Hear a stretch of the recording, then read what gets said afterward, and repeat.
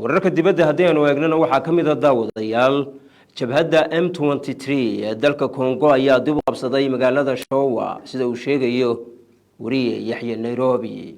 jabhadda M23 ee ka dagaalanta bariga dalka Congo ayaa dib u qabsatay magaalada Showa ee ku taalla waqooyiga gobolka Kivu hal maalin kadib markii ay muddo kooban gacanta ku hayeen ciidamada Congo iyo maleeshiyaadka taageersan dawladda ee lagu magacaabo Walasando.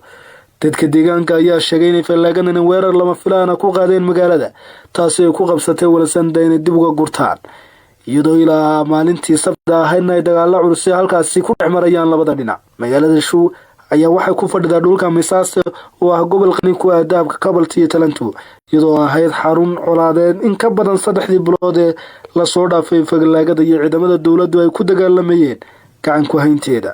iskuurmaadkani u dambeeyay ayaa imanaya inkastoo ay socdaan dadaalo nabadeed bishii July.